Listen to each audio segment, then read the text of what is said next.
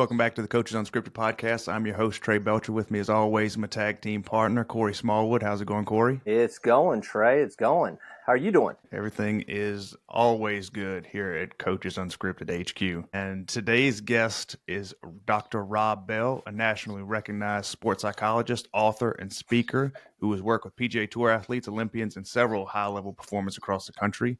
He's the author of 7 books on mental toughness, including No One Gets There Alone, Puke and Rally, and a Coach's Unscripted favorite, The Hinge. And he is the host of the Mental Toughness podcast.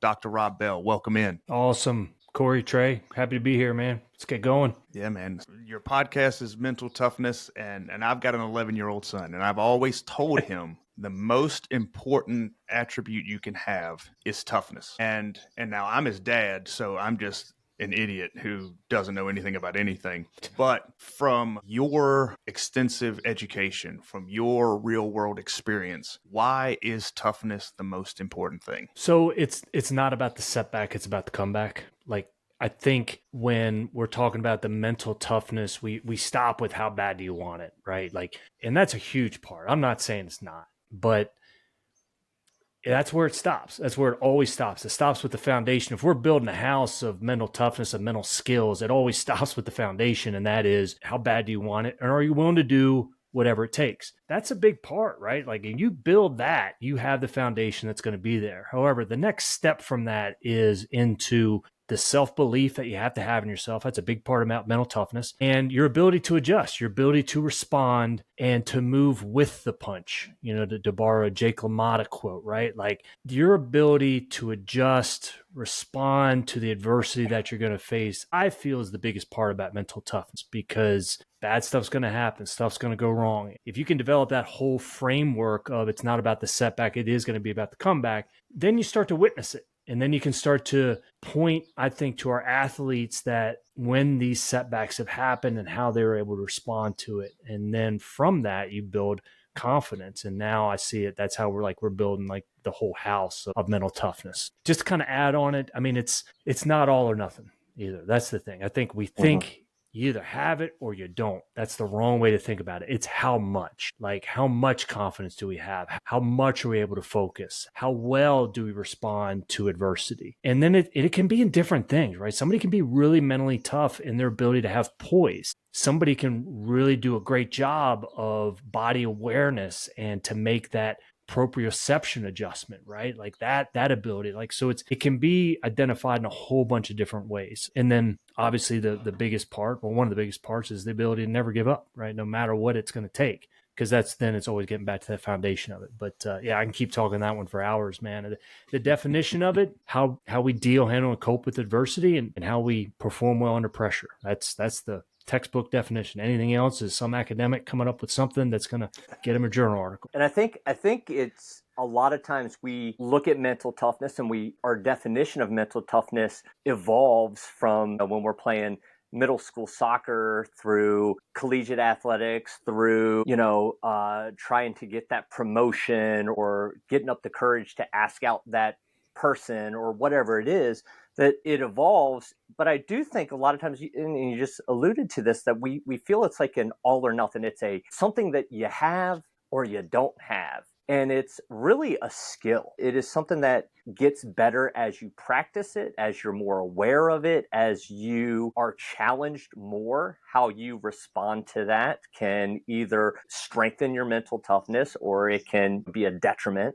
Talk about how not just kids, but as adults, that it's not a ever-ending practice. It is something that we need to practice, I feel, until our last days. Yeah, it's a great point, man. It's a great point. I think so. I mean, the older we get, like, life doesn't get any easier. We know this, right? We think it gets easier, but the only thing that we really get is better skills to handle it. And a lot of times, like, the older we get, the more mature that we get, I'm really not worried about what anybody else thinks. I mean, that's a big part, right? And I'm not going to let the little things bother me through this. Now, I'm talking today, right? But I got frustrated when it wasn't working for me this morning, right? Like, why is this not working? So it's like our ability to not let things bother us. That's one way to really handle it. Because if you're not letting anything bother you, it's always getting back to, if we always preach the discipline part, I'm not saying it's bad. I'm not saying it's wrong, right? I just think it's incomplete. We got to delve into the confidence part. And do we really believe?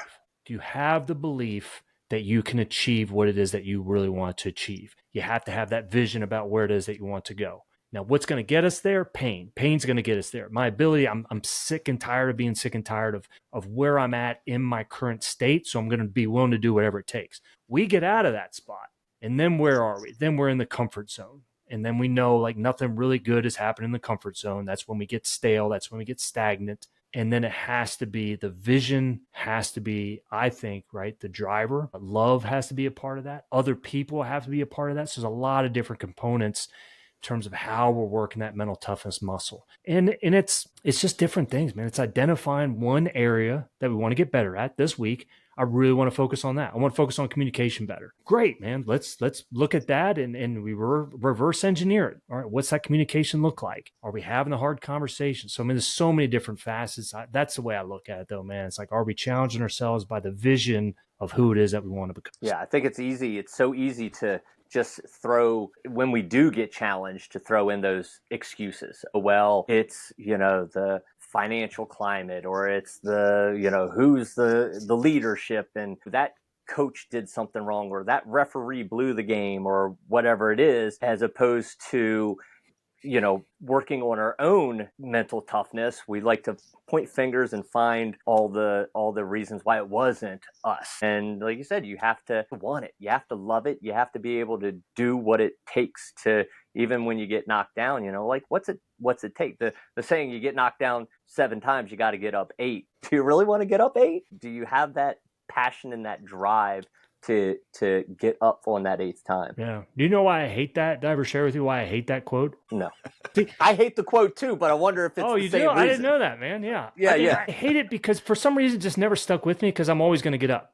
And I think that, right? Yeah. But it was like, okay, well, what's it really saying? And where was the gap in that? The gap in that one was, what they never told us is when you fall down for that 6th time, right? So when you really get beat up, when you get it handed to you, and think of anything, right? When you get fired, when you get let go, and when we go through pain in our lives, loss, a tragedy that happens, when you fall down for that 6th time, what they failed to tell us throughout this journey was, you remember the 2nd and 3rd and 4th time that you fell and that pain, and the body keeps score, man. The body remembers. So you're triggered, man. It all comes back. And then what's the skill that really gets affected, man? The confidence and belief. It's not meant to happen. Now, once you start to really kill someone's confidence, that's the part that it really becomes difficult to build that back up. So that's why it never stuck with me, because they never told us that. It wasn't like, and that's the part that I think we just need to get better at, is don't worry about the past that has happened and that trauma. You just have to focus on the pain you're going through right now. It's going to serve a purpose. And what's it trying to tell me? And it's easy for us to talk about it here, but I think you have to talk about all stressful situations in non-stressful environments. That's the importance of this, right? That's the importance of the education piece. So when I am going to be going through it, what is that pain really trying to tell me? Because there's a lesson in it, but I just have to focus on this one. I can't focus on that past and how that is just no good, right? This is never meant to be, because look at all these past examples. No. You're exactly where you're supposed to be. You just have to isolate what this pain is and what this fall is right now, and to be able to overcome that. Not all the 20 years or 30 years or 40 years of past anguish that you're bringing it onto the plane with you. Planes charge baggage fees for a reason, man. It's the same thing with our mental game, right? You can't bring all that stuff on with you. So you talked a few minutes ago, Dr. Rob, about keeping the edge. And how do we keep that edge? How do we stay out of the comfort zone? Or even if we fall into it, how do we quickly get out of it? Is it constantly taking inventory of your vision, of who you are and what you want to be, and constantly refining that once you make certain benchmarks or certain goals? What do you see as the way to keep the edge and keep from getting into that comfort zone? Well, that's a good one, man. I mean, I wish I could give you a real quick answer. I mean, the quick answer is this, right? Is the mind has one job, and that's to keep you safe. So in the movie The Incredibles, it's a learning robot, keeps getting better. That's the way our mind works. So our mind has figured us out in each individual. So getting up in the morning and going to work out, not a problem for me. It's really not. Now, I still have the thought of, I don't want to do it, right? But like, that's not going to hinder me because the goal is big enough. But do I really want to have the conversation with my daughter? Right? Like, do I really want to have that conversation? Not really. And so there are different areas at each of our lives that we just don't want to do. And that's the part I'm looking at of like, hey, man, we have to take inventory of it, right? How strong is our relationships? How strong is our faith? How strong is our communication? And that's where we're looking at all facets of it, man. So it's like, it's always in the details. Where is it that I need to get better at? And this is where I think, though, that we can get it wrong is I see 4 areas of my life that I can really improve upon, right? And then I try to do all of them. And I do 1 or 2 of them like mediocre, and the other 2, I just kind of forget about it. You just got to pick one area, and even, a microcosm of that, and then just pick one part of that and excel at it, right? Master that part. Whether it's packing the gym bag and, the night before, right? Whether it's planning your schedule the night before, things like that, you master it and then you can move on like to the next level. But I just think it's like, man, got it. All right, on to the next when you haven't mastered it at all. And we're trying to, do these Kobe Bryant skills with the basketball when we need to get back to like mastering the simple. So that's where I always think, man, we get it wrong by trying to do too many things and not really identifying the one area that we're just trying to get better at. Hopefully that one answered it, man. Huge. That's huge. That's huge for coaches in general. We see it all the time with new members coming in, and I'm now getting up. First thing I got to run 15 miles, and I'm going to come back and take an ice bath, and then I'm going to only eat field raised chickens, and it's like whoa. How about come 3 days a week? Like you've been doing 0 days a week. Let's start that. Reevaluate, like Trey said, take inventory, and then let's work on your sleep. And then let's work on proper water intake or whatever it is. We have these members that come in and it's 100 miles an hour going from 0. And, we haven't even tested out. You got brakes on that car? let's ease into this. And I think it's the same thing when we tackle, whether it's, communicating with your daughter. I got 2 of them, believe you me. Or if you, working with trying to get a promotion, it's like, what's the one thing that's going to move that needle forward? What's everything I need to do to move that needle forward? Yeah. Yep. And with that too, it's like, it's how we're conditioned, man. And that's where it's like, if you look at little kids when they start running like a 5K race, I mean, they're leading that 5K, the first 100, 200 meters, right? And then where are they? A half mile down the road. Sprint walk. Now they're getting past, man, because they're done. So like, we don't want to run it like that, right? We want to find a pace, find a rhythm, because what I see, I mean, you're more versed than I am, but it's like, man, I am crushing it. Look, these last 2 weeks, man, I put the X on the calendar. I've crushed it in every area, and then life is going to happen. And it's not missing 2 days in a row, right? It's like, man, I don't care you ate that piece of cake, man. Don't eat the whole cake. Right? Just get back on it the next day. And that's the part of, man, I fell down. Now I remember that last time where I set that goal and I couldn't do it. See, man, I blew it. What's the whole point anyway? And now my whole self-confidence gets shaken and I don't really have the belief, right? When it's like, no, you need to listen to the coach, man. Just master the simple here, because now you're building that foundation of when you are going to encounter life, when life's going to happen, you're not going to eat the whole cake. You're just going to realize, look, that was just a mistake. Get back on it, man, tomorrow. Right? Don't miss 2 days in a row, whatever that strategy is going to be. That's the way I look at it.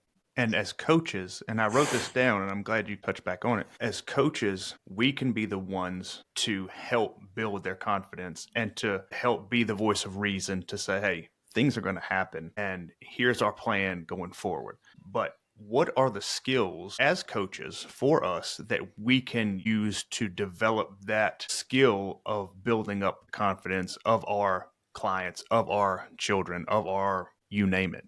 What are those skills? Well, I mean, I exhaled into the microphone, man. That was like rule mistake number 1. I never do that, but it was like, so we can fix it in post-production. Don't worry about that. Thanks, coach. So right there, man, right? Like, I mean, let me know it's going to be okay. I think that's huge, man. Hope. Like, we got to give them hope, right? You're going to reach your goals. You're going to reach it. I think that's one thing that we just don't have it too often. I think we're focused too far down the road when it's like, well, let's just bring it back a little bit. Let's just look a little bit far out and you're going to reach it. You're going to get there. So hope's a big part. Setbacks happen. No, I'll say it like this. Progress happens too slow to notice. Setbacks happen too fast to ignore. That was Morgan Housel. I love that quote. I think it's a righteous quote, man, because it's like what we need to do as coaches is keep pointing out the successes, no matter how small or when they're able to make that adjustment, that's what I look at. It's like we've got to keep that mental database of, hey, when did they make that improvement? When did they make that jump? And we've got to refer back to that. So the past performance is one of the biggest sources of confidence. How do you know you can do something? You've done it before. The hope, the modeling, the vision about where it is that they want to be. But I think those are always some of the big ones, pointing out the successes, man, no matter how small they are. It's a huge part about being able to build that confidence. That's one of the things that's interesting, Trey, and as we're going to go to these Perform Better summits over the summer and things, that we as coaches, we're inundated with kettlebell technique and the different planes of movement and nutrition and all that type of stuff. Like we're really, really versed on the technical training or fitness side of it. And yet a lot of times our clients come to us and they just need help with confidence, help with that mental toughness, help with not missing 2 days in a row. And there aren't a whole lot of resources other, you have some great books, No One Gets There Alone, and Puke and Rally. I can't wait to be patient. Great resources there for us to use as practitioners, as coaches, to say, hey, it's not about, you were in a caloric deficit versus a caloric surplus. Sometimes it's just, how do you resist eating that cake? How do you say no to the entire cake versus just the one piece? So as you were talking to that, great question, Trey, it's like, we aren't asking those questions as, what skill sets do I need as a coach to help improve my client's mental toughness? We ask a lot about technique and modifications and progressions and all this type of stuff, but nothing on the mental toughness side. It's funny that you say that, Corey, because I always write my notes down. I always got my stuff here, and we're just getting started. This thing will fill up here very, very quickly. I tell everybody that comes in, especially people who have never been in the gym, I said, this is just a bunch of stuff. Don't be overwhelmed by this, because there's 1,000 different ways to get you where you want to be. But going back to my 3 pillars and the safe, sweaty smiles, I see a lot of my job is to be the safety net, to tell these people that it's going to be okay. Whether it's 1 piece of cake or 2 pieces of cake, or you haven't been here in a month or whatever, my job is to say, hey, I got your back. We're going to get through it together, and it's going to be okay. And just to create an environment where there's a community that people feel safe and they feel like they belong. Because when you create a safety net, then people can flourish because they don't have to worry about the other stuff. Let me take that stuff off your plate and let me give you a solid foundation so you can go and do all those things, so you can develop your vision, so you can keep that edge, so you can do all the things that Dr. Rob is talking about here. And that's what I see as my job more so than anything. And even in this is why I deflect to you for all the business stuff. And I'm just the stories guy. I don't mean to say that you're not, but I view this as a very human podcast rather than a fitness podcast. And so that's how I see life, and that's how I see my business and this podcast. That's how I see all these things. And that's why I'm so excited to be able to talk to Dr. Rob and ask about these mental toughness things. And Dr. Rob, you've mentioned communication several times, and how, and to talk about my kids, to talk to my wife, who is going to be rolling her eyes when we're talking about communication here. But how important, how essential is the communication in everything that we're talking about here? Geez, man. We see I exhaled in the mic again, man. I mean, it's and now because they become so important, I can't do it. I can't cut it in post-production because it's so important to the story now. I think when I just have to look at myself here. And when I'm looking at communication, I'm always focused on where I'm messing up, right? Where I'm not doing it right. Like I'm still trying to get better at talking with my daughter, listen, asking the right questions. Like I know where the bodies are buried. I know what she's going to bring up, right? We're not going to talk about the situation. We're going to talk about how we're talking about the situation, which throws me off, right? Like it's really hard hitting that knuckleball. Like I don't really want to talk about how we're talking about it. Let's just talk about it. So the only part I can get back to is there's 2 conversations. One is the conversation we're having, and the other conversation is how we're going to think about it later.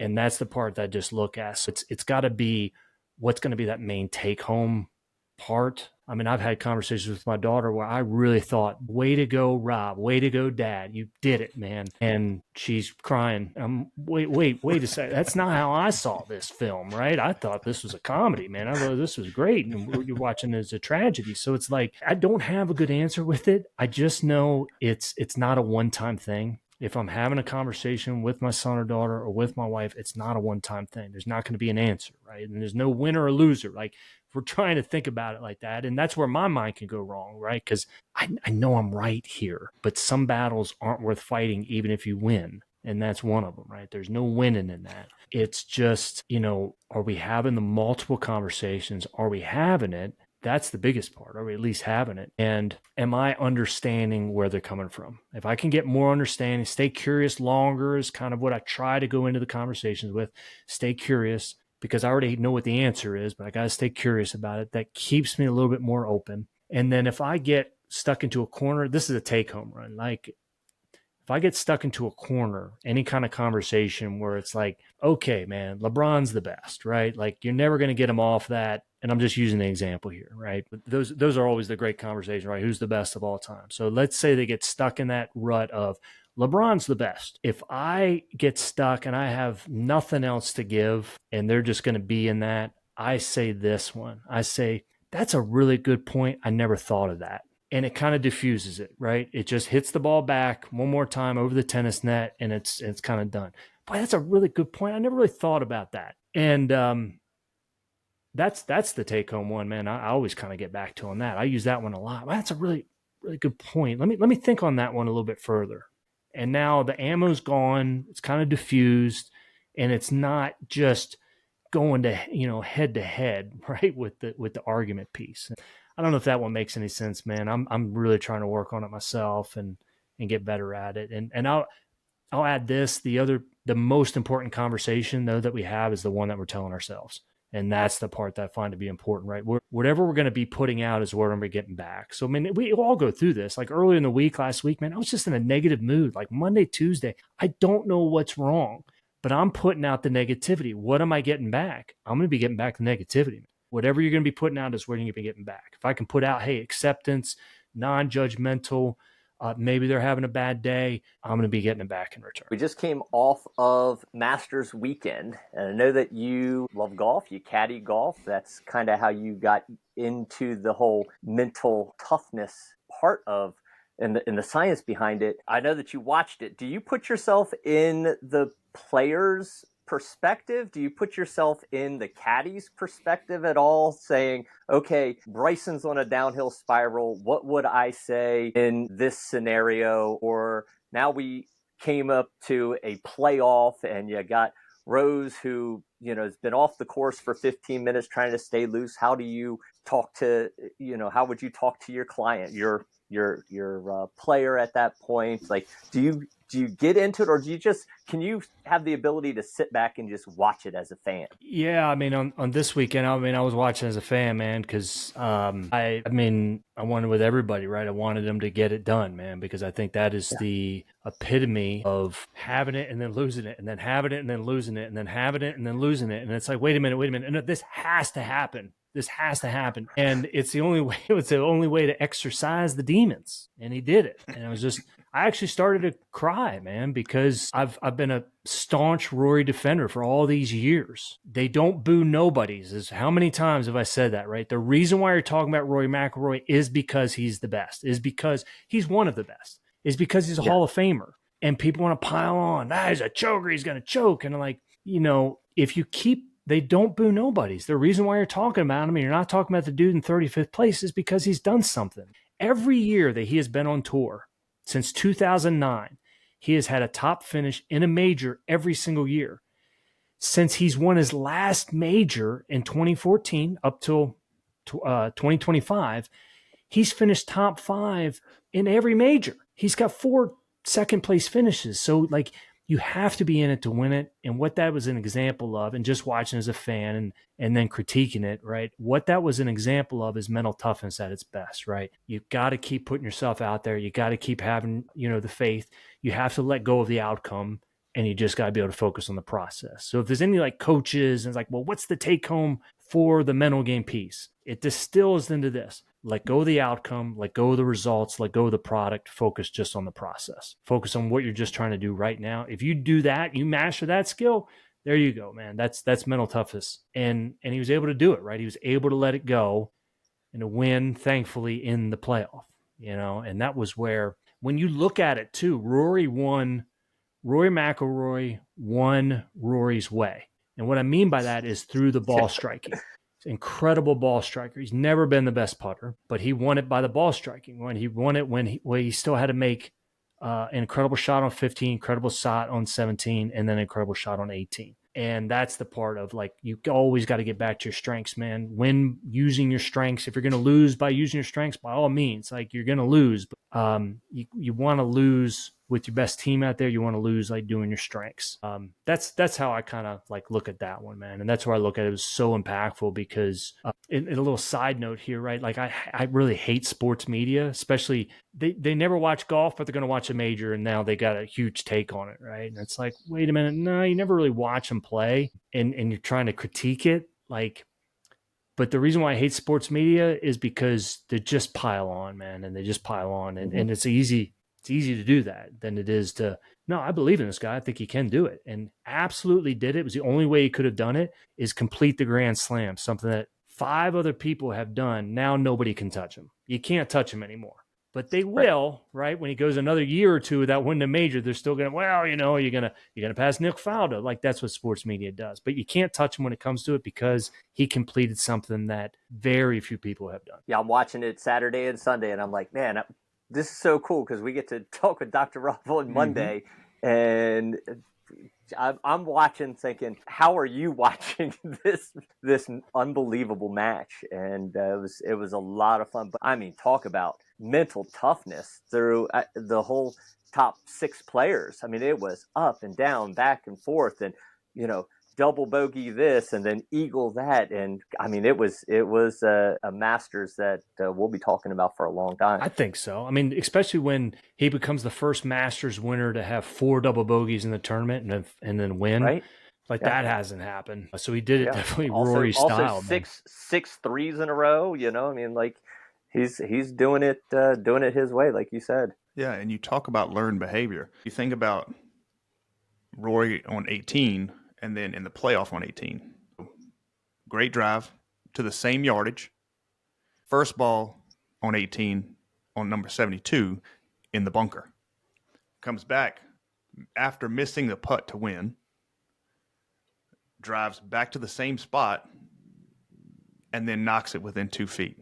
So how much tougher? Now, they always say second ball is the easiest, but how much tougher, how much more pressure, how much worse for anybody else would that second ball be in the playoff after you've already hit in the bunker and cost yourself a shot?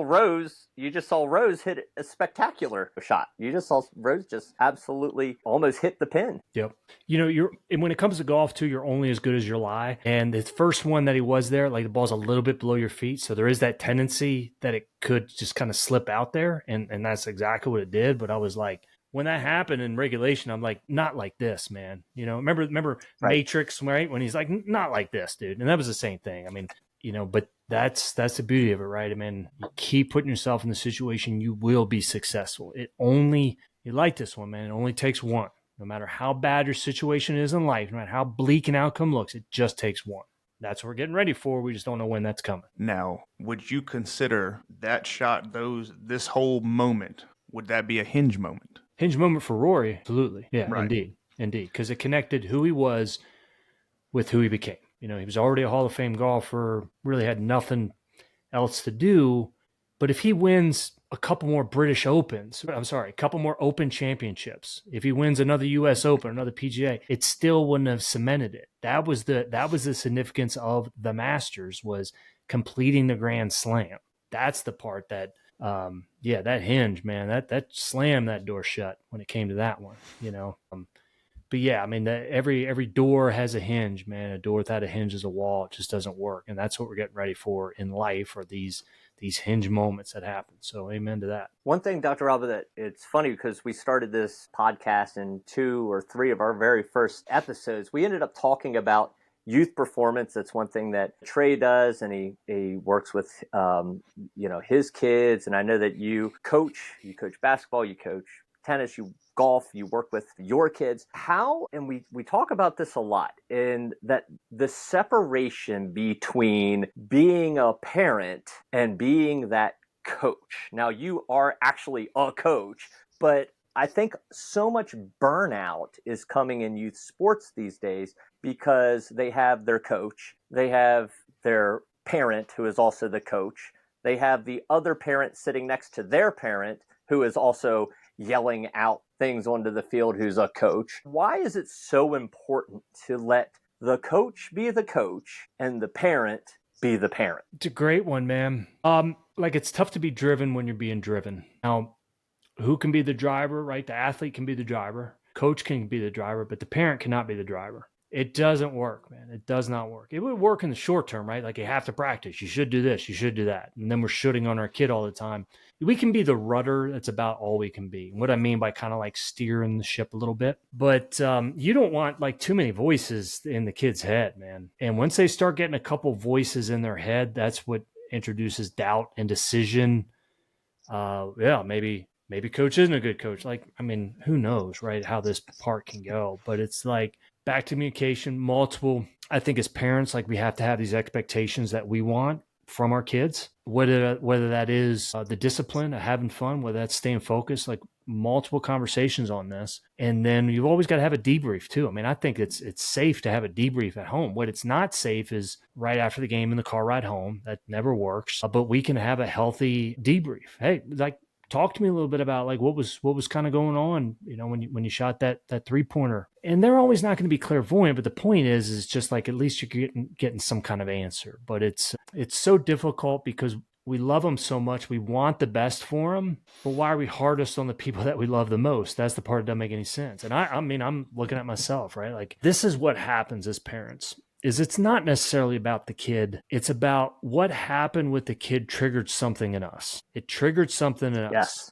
And what it triggered was what? Shame, disappointment, anger. What are they going to think? And now that is then what we're operating from. And that's not a safe space to be. We've got to check ourselves and realize that's their journey that they're doing. It triggered an emotion here. I don't like that emotion. I've got to make sure I'm not parenting from that emotion. And that's the part that gets really difficult, man. And hopefully that part makes sense, man. But that's what I've kind of felt, and that's what I've discovered. Yeah, you refer to that. I think this is coming from Don't Shoot on Your Kids, which is another great book that you wrote with one of my friends, Bill Parisi. Yeah. And you talk about that car ride home as being the iron coffin. I think that's right, the verbiage that you use. But the kid is absolutely trapped, probably not feeling it. It's never, you just won the championship, and now it's like, well, did you know that you could have done this and you should have done that and you should have? No, it's always great after you win. It's always the loss when the kid's already feeling down, not feeling the best about their performance or how the team did or whatever.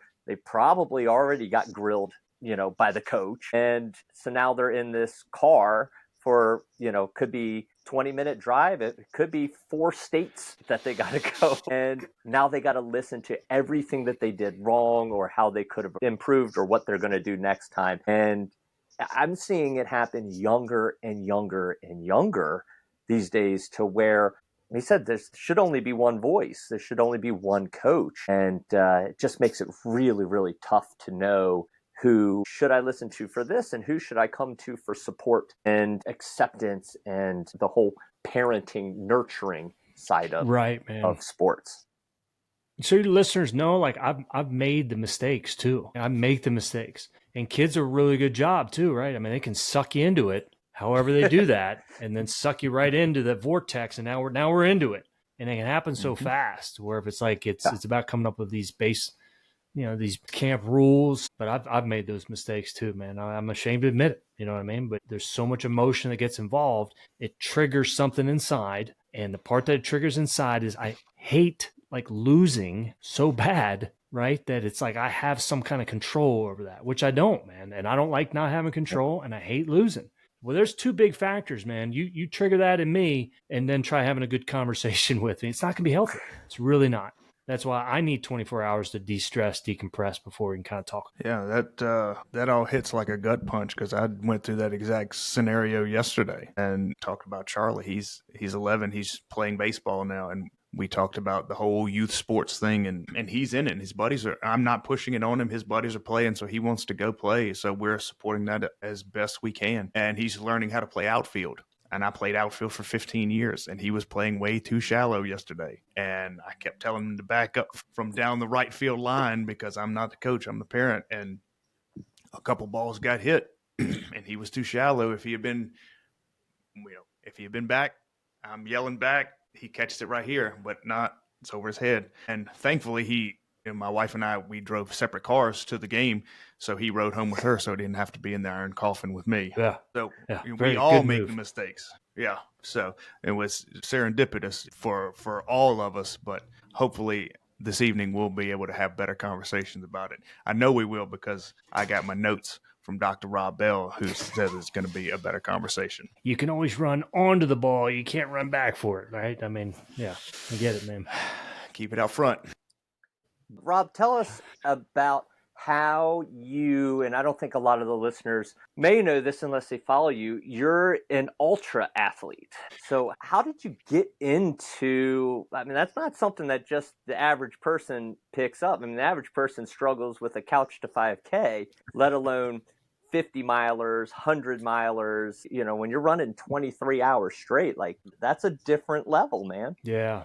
Now, did I tell you about the race I got coming up in September? I mean, I've started training for it. It's a backyard ultra, so it's a 4.1 mile loop. At the top of every hour, you need to be in that starting grid, and you run that same 4.1 mile loop. So if you run it in 37 minutes, you got 23 minutes to chill, relax till you're in that starting grid. If you run it in 48 minutes, you got 12 minutes to stretch, refuel, refresh, and you got to be in that starting grid. And it goes until there's just one finisher left, and that finisher is the winner. Everyone else is a DNF.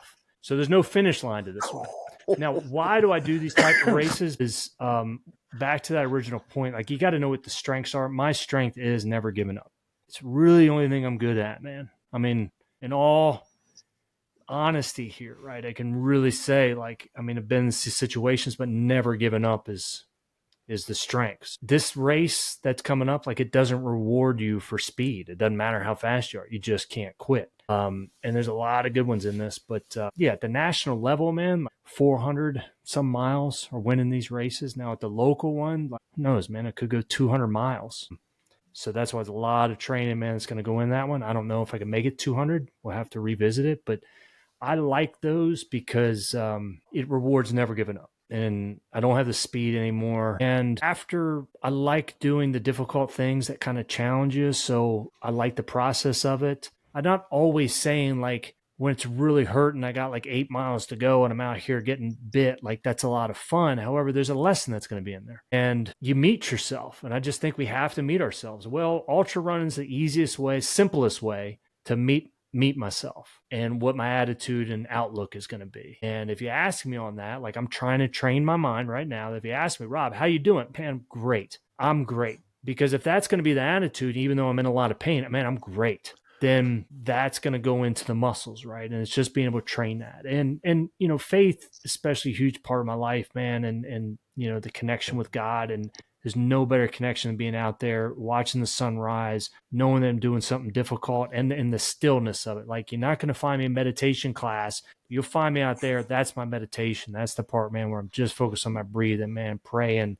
That's why I love, like, that sport so much. And still trying to get better at it, man. But that's the challenge. That's what draws me to it. When is that race? That is September 6th, and then it goes into September 7th. Who knows if it goes into September 8th? But September 7th is my birthday too. And man, there's nothing I'd rather be doing than running like at midnight, and then it turns my birthday. Like, that's awesome. Really looking forward to that. Now, am I looking forward to that pain and what that's going to look like? I don't know, but. Yeah, we'll see. I love that growing up, you are now heavily involved in our sports punishment. Oh. Like playing soccer, Right. you shanked the ball, you ran. Yeah. And so that's a good point, right? Like, growing up, like, Corey and I played soccer together. When it came to the mental game, we did something at the very beginning of every game. Like, we always warmed up together. And it started like we didn't know what we were doing. We just know that we like warming up together. It was always in the same spot. We'd always do the same thing, but it was getting our minds right. Right. We were getting dialed into this is how we warm up to get ready. So every athlete has to have that routine that we did. And then the other part that I always draw on, there was always this hill that, man, let me tell you, man, when we were freshmen and sophomore, like we were in shape. I mean, our coach that we had, we were in shape. No one, and that was like how we played so well. And there was this hill that we would run 2 by 2, sprinting that hill. And I don't even remember that, but it was like, I know you remember the hill, but it's like, I missed that hill at some point, like later on. I just remember that and was like, everybody's doing something really difficult. We're all suffering, but we're getting better, man. And it was like, I missed it. And I remember coach saying, right, Rob, man, you don't have to run this hill. I don't? No, man, you get to run the hill, man. And when I reflect like on life, like the process, the really difficult parts that makes winning, that makes the sacrifices just so much better. If something comes easy to you, how much joy is there really? That's why when we look at like what Rory is going through right now, guarantee he's still on that mountaintop, bud. Now he's eventually going to come down, but that's a mountaintop that he and his family are going to be on for a while, man, because of how much he struggled in order to get there. Yeah, I draw from Coach Rick a lot because of a lot of the lessons that he instilled in such a young age. Was he did it with us. I mean, that was the thing when we got sent out to run. Rick put on his boots as well and ran with us. When we were doing those hills, he was doing the hills. And 30 years later, we're talking about the same coach because of that. And that very few coaches get talked about 30 years later as having such a powerful and profound impact on somebody. So I always challenge my coaches, like, what kind of coach do you want to be? Everybody has that one coach, maybe two coaches that just absolutely changed their lives. And Rick was that way for us. And like, that's the type of coach that I always try to be. Like 20 years from now, is that member, they might not be a member anymore, but are they going to be, I had this one coach who, and then fill in that blank. Yep. And that was the part, it was like setting the vision for athletes. Like, it's funny when I think about it now, but it was the first time we ever ran like 30 minutes straight. It was constant running. And then he kind of like said, man, you guys all ran for like 30 minutes straight. And I remember like, damn, like that was pretty good. I didn't know I could do that. And now it's a foreign concept, right? Because like 30 minutes, man, break a sweat. But that's the part of the coaching piece, setting that vision, letting them know like what you can do. Like, I never thought about running a marathon until I was at the finish line of a marathon, seeing people run 5:45 marathon and thinking in my head, if he can do it, I know I can do that, right? I'm signing up next year. So it's like, man, the exposure to it becomes so important, and seeing what is possible. That's the part, man, I get from that as well. Yeah. You don't look at what's probable, you look at what's possible. Good one, man. You guys talk about Coach Rick and the perspective that he gave. And what are some strategies for us as coaches? What are some strategies that we can implement to give our clients, our athletes, that perspective of how the beauty is in the pain and the growth is through the pain? What are the ways that we can help share that with our athletes to get them to the place where you two guys are 30 years from now, so they're talking about us the way you guys are talking about Coach Rick? Or you want to take that one first? Well, I think one of the biggest things is, and you even alluded to it, Trey, when you were talking about that you're there not just to show them the X's and the O's, but to be their support system. Like, Rick wasn't always looked at as a coach. He was really seen as part of the team, right? He was, I think that's so big, as when we're talking with our clients is, hey, I am on Team Trey. I am in it. I'm in the trenches with you. Let's do this together. And we went from Coach Rick to a different coach who didn't move. He would, tell us what to do and then just sit there on a golf cart, and it didn't feel like he was part of the team, and albeit being the coach, obviously part of the team. But I think if we can express and really show and make them believe that we are in the trenches with them, we are there every step of the way, that goes a very long way. That's great. Love that one. If I could just add, I think the other part is like, so what was it about Coach Rick?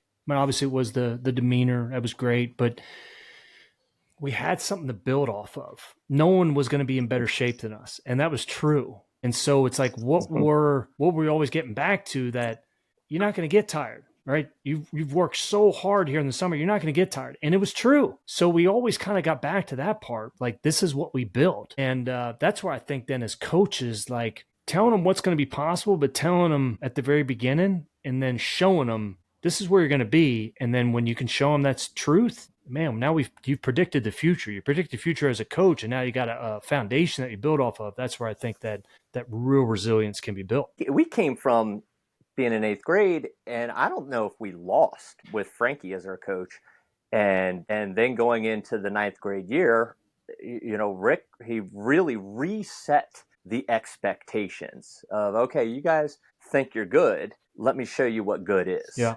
I mean, it was funny, man, because at the school we were going to, Trey, coach had, I had shin splints real bad, because I was growing. I had shin splints so bad. Coach had to wrap my ankles like before practice. Coach was doing that. We didn't have an athletic trainer there. You know what I mean? Like we had, I don't know how the water ever showed up, man, but it was like, now high schools, man, they got 3 athletic trainers there. I mean, ready to go. But it's like, man, coach was wrapping my ankle. All right. So this is going to be the last question. We won't hold you up for the rest of the day because we could stay here probably until your race in September asking questions. So the Mental Toughness podcast, you guys talking about Coach Rick and how he got you into shape and you weren't going to get tired. I see the building blocks of that mental toughness. But what was the genesis of that? What was the inflection? What was the thing that got you going in this direction to be in charge of the Mental Toughness podcast? Reader's Digest. You want me to tell that story?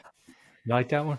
Last, I'm not kidding, man. It's Reader's Digest. Yeah, it was. Reader's Digest was a big part, man. It was a Hinge moment for sure. Right. I mean, there's so many different stories here. When I got to college, my path had really gone. I really got off the tracks. And what I mean by going off the tracks is at high school, like I just started partying a lot. Very easy to do. Some of the older people did it. I'm like, great, man. Well, the part I neglected to mention was, I got kicked off the soccer team my senior year, the night before the first game. I was crushed, man. It was because I loved playing. I loved being part of it. And right away, it was ripped. So I had so much pain then going into baseball. I wasn't going to be denied. Like I worked so hard. I was going to have the best year. Well, you take that into preparation, that's fine, but you can't take that mentality in the game because the harder you try, the worse you do. And I spiraled, man, and did okay, but then just didn't have a good year and took that into college, trying to walk on, still partying, man, because when you deal with pain, like you deal with whatever kind of skill you have to deal with the pain. So I didn't have like a drinking problem. I had a drinking solution, I didn't have a pot problem. I had a pot solution. Like that took care of the pain. And well, when I took that into college, what happened is for some reason in the fall, we're partying near this bridge, and near this bridge was a cliff. I ended up walking off 80-foot cliff. I didn't jump. I wasn't pushed. I just had absolutely no idea where I was. I'm laying at the bottom of this crevasse. I hit once, and I'm laying at the bottom, like a broken arm. I reach up, like my gaping head wound, fractured back, but I was able to wiggle my toes. They had to crane me up out of it, took me to the hospital. My mom's a nurse. This happens on a Friday, Coach. I'm back to school on Monday. Not a big school. Now I'm that guy. Like that guy. You never want to be that guy. That's the guy right there that fell off the cliff, man. How's he back to school already? I'm in a lot of pain medication now. And then boom, baseball's done. And it was over. And I had no idea like how to handle and cope with that kind of setback because that's still going to play baseball. But our worst moment becomes our best moment, is as weird as it sounds, right? Like our worst moment becomes our best moment because if it wasn't for that, I wouldn't have made that commitment. If I ever get a second chance, I'm going to go all the way. I'm not going to blow it. And I took that psychology class. And when I took that psychology class, that was another professor, man. It was tattooed in my heart. That's what I want to do with my life, man. I want to work with athletes, coaches, and teams, helping them perform their best when it matters the most. I had no idea what it looked like, but that's what I'm going to do, man. And I was blessed in that sense. But I also made that commitment that if you ever get a second chance, buddy, you're not going to blow it. So when I got into grad school, like I was reading all the books that I had to read before I got there to that first class. Like that's how dialed in I was, man. Everything was to the extreme. And that's when like the marathon training, man, the triathlon training was taken off because I wasn't going to be denied. And so the worst moments become our best, man. And that's where like one of the seeds was planted. in terms of how are you going to take this mental skill and the pain that you've accumulated, how are you going to be able to use that to benefit others? And that was the part of, look, so much about mental toughness is about subtraction than it is addition, right? If people always say, well, if you could go tell your younger self what you do, man, I'd say, man, don't party, because it was the extracurricular things that led to the downfall. But if it wasn't for that moment, man, who knows if I would have got it. But that was the moment, man, that made all the difference. And there was other moments like throughout it as well, like pain moments. But that was the commitment, man. If I ever get a second chance at life, I'm going to go all the way. Not going to blow it. I think that's a perfect stopping point until we come back for Can I part ask a 2 question, with Dr. Trey? Rob Bell. Yeah, man. Since we're here, like Corey Let's do remembers it like from a different viewpoint, right? Like he could see where Bob was going. Like, what do you remember about that time, man? Ooh, it's funny to see you now. And I think if you even talked with any of our high school friends and said, that Robert Bell is going to write 7 books, we'd be like, wait, are we talking about the same guy? And now here you are. I mean, it just is, it's been fun as a friend to watch your journey and watch your success. Yeah. And of course, I mean, you hear your name dropped a lot in our podcast because I've read the books. I've had such influence from you and past experiences, talks, conversations that we've had. So it's, to watch you go through it and come out, and how it has evolved and shaped your life, and, your wife and your 2 kids and everything. It's been a long, since 12 years old to 47. What's that? 35 years. So. Well, I wasn't fishing for the compliment, but I appreciate that, man. Like, yeah, it was a lot of pain, man, that went through, Yeah. And sometimes I got to go through that in order to get it. Call Yep. them 2x4 moments, right? I got to hit me over the head with a 2x4 in order to get it. Not so much here, not here, Right. Not here, but right here. here. Great reference, man. That's Great right. Tommy Boy reference. I picked up on your Ace Ventura reference earlier. Don't think it didn't go. Don't think it went unnoticed. Appreciate that, man. Like, we're at the age there too, where it's like you can use old school references. Kids say no idea, none, no, or None. whatever kind of reference you want to use. Like it's not there. Like they don't get it. So you can use them all the time, and then it's going to come across as original. That's the part I find. I use them in the gym all the time, and it goes way over. And I said, well, I'm playing to an audience of 1 anyway, so it doesn't matter whether you get it or you don't. Yeah, we'll see how, because I have made the mistake of showing my 16-year-olds some of the movies that I absolutely love, find hysterical, and it just flops. So they're doing the sequel to Happy Gilmore. So I'm wondering if it's gonna. I mean, humor has changed over the last 20 years, so we'll see if it holds up or not. Well, look, Dr. Rob, where I was getting at was part 2 is going to be after this ultra race, so we can see A, how well you did, and B, how brutal this thing is, because it sounds brutal. Horrible.